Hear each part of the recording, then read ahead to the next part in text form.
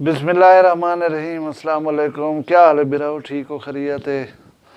मैं मुमताज़ तारक तुसन दे पे वखरी गल अज साडा मौजू है टाक ऑफ द टाउन जी अहम अज की गल है उनके उत्ते मैं थोड़े वास्ते इनफॉर्मेशन जी तो प्रोवाइड कर रहा तुस सोशल मीडिया को देखते भी पे हो सो देख भी चुके हो सो वो है अज की एक बेमौसमी प्रेस कॉन्फ्रेंस जी जामपुर राजनपुर की तहसील की गई है।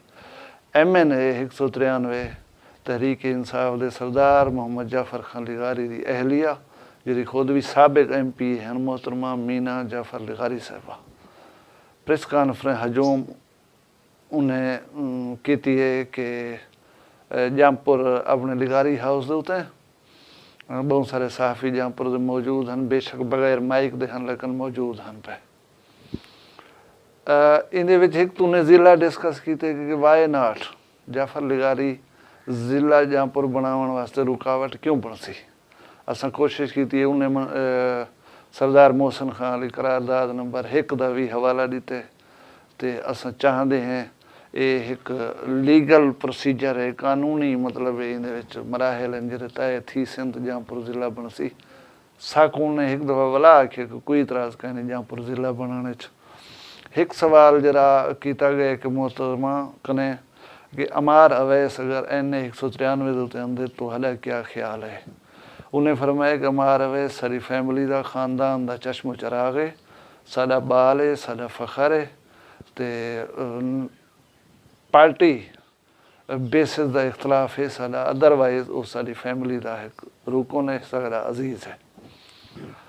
तो सरदार अहमद अली खान दरीशक NA 193 तो इलेक्शन लड़न का ऐलान की खड़न वो भी PTI दे MPA हैं डेरा गाजी खान कनो हूँ वो हल्का चेंज करके राजनपुर NA 193 उत्ते आवन चाहन जरा बहुत सारे सालें कनो सरदार मोहम्मद जाफर खान लिगारी का हल्का है उन्हें इतना काम भी किए हुए हैं।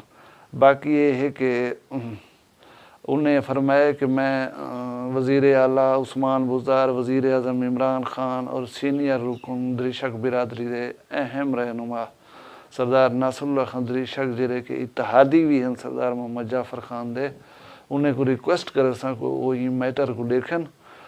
ये कोशिश लगती है कि लिगारी दरीशक इतिहाद को सबोताज करने दी जिन्हें उत्ते नासरुल्लाह खान दरीशक का फ़र्ज बन दे कि वही मैटर को देखें।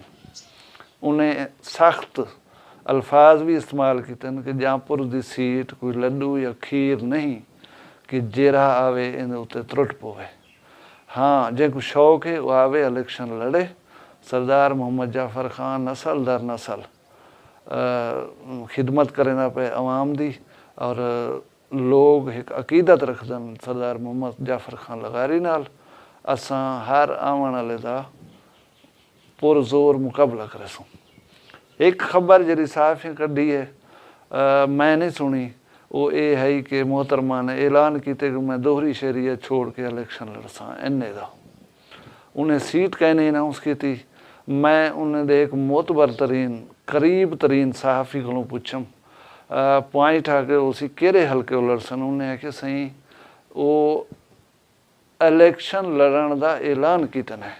मैं किसी सीट या हल्का उन्हें किसी क्यों मेरे मुँह चो अल्फाज कढ़ वेंदो जेरे उन्हें आखे भी कहने मतलब लोग आख दीते गए NA 193।